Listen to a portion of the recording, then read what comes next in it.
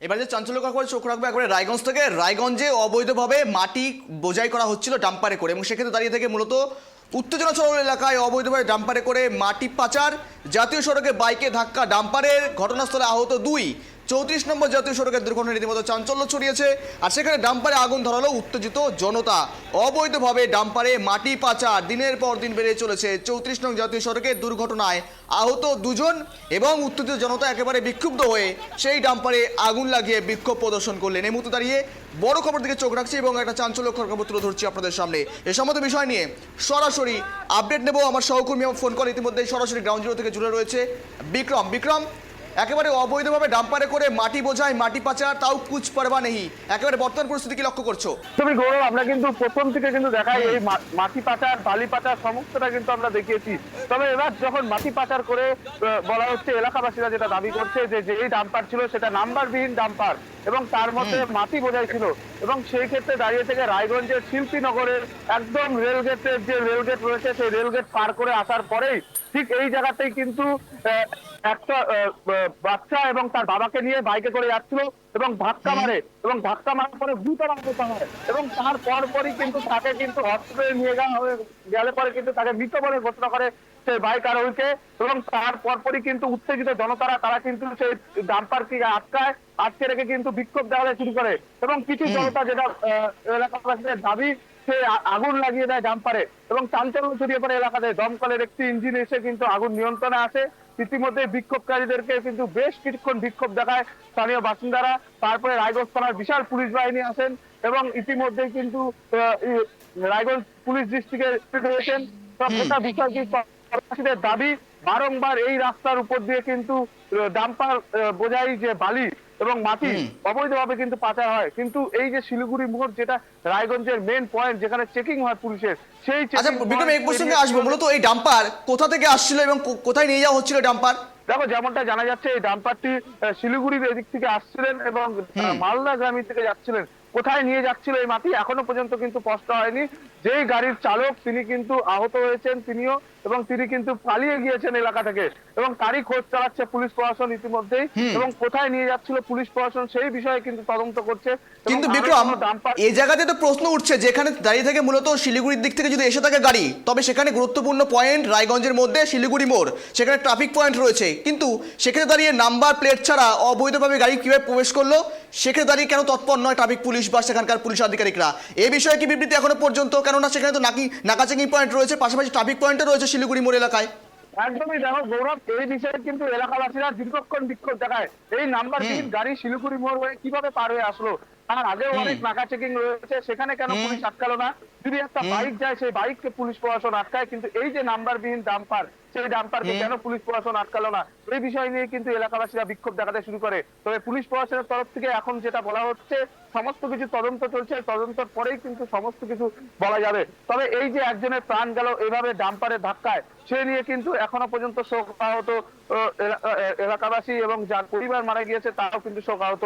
এখনো পর্যন্ত 2 জন যে আহত হয়েছিল, একজন বাচ্চা ছিল, তিনি কিন্তু এখনো সুস্থ আছে বলে কিন্তু হসপিটাল সূত্রে আমরা জানতে পারছি। এবং স্বাভাবিকভাবেই এখনো পর্যন্ত এই যে ডাম্পারকে আগুন ধরিয়ে দেওয়া এবং এলাকায় একটা উত্তেজনা ছড়িয়ে পড়েছিল সেই সময়, এখনো পর্যন্ত পুলিশ প্রশাসনের তরফ থেকে কিন্তু সেরকম কোনো ভূমিকা পাওয়া যাচ্ছে না। এই এলাকাবাসীদের দাবি, এই রাস্তা দিয়ে সর্বত্রই যে গাড়িগুলি ডাম্পারগুলি যাচ্ছে মাটি বোঝায় এবং বালি বোঝায়, সেটা কিন্তু বেপরোয়া হয়ে যাচ্ছে এবং ধুলো পড়ে যায় এলাকাতে।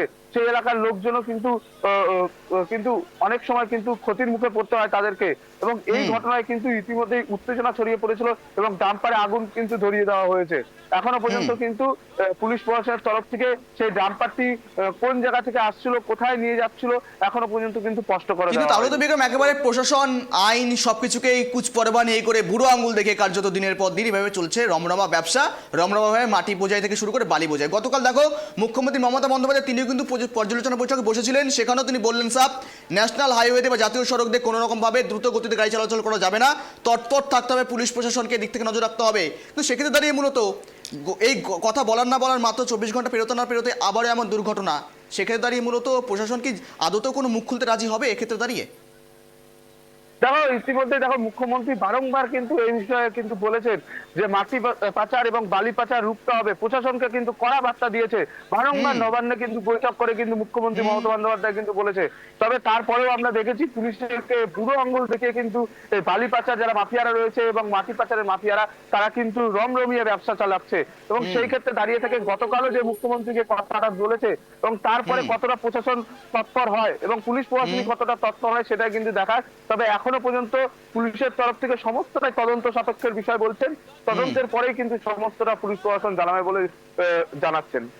একেবারে কিন্তু তদন্ত থেকে উঠে আসে, নজর রাখো। ধন্যবাদ তোমাকে সঙ্গে থাকার জন্য। দেখুন যে ছবি দেখালাম একেবারে চাঞ্চল্যকর খবর। গতকাল মুখ্যমন্ত্রী মমতা বন্দ্যোপাধ্যায় তিনি প্রশাসনিক বৈঠক করলেন এবং বৈঠক করে তিনি কিন্তু সাফ জানিয়ে দিলেন যে জাতীয় সড়কে বা রাজ্য সড়কে বা যে সমস্ত এলাকায় রয়েছে গাড়ি চলাচলে কিন্তু নিয়ন্ত্রণ আনতে হবে, কারণ ঠান্ডার দিন এই মুহূর্তে দাঁড়িয়ে কিন্তু থেকে কিন্তু রীতিমতো একটা দুর্ঘটনার সাক্ষী থাকতে হয়। কিন্তু পুনরায় এমন ঘটনার সাক্ষী কিন্তু দিনের পর দিন কুচ পরবা নেই, প্রশাসনকে বুড়ো আঙ্গুল, আইনকে বুড়ো আঙ্গুল দেখিয়ে নাম্বার প্লেট ব্যতীত গাড়ি কিন্তু কিভাবে প্রবেশ করলো শহরের বুকে, এই নিয়ে কিন্তু রীতিমতো প্রশ্ন উঠতে শুরু করেছে।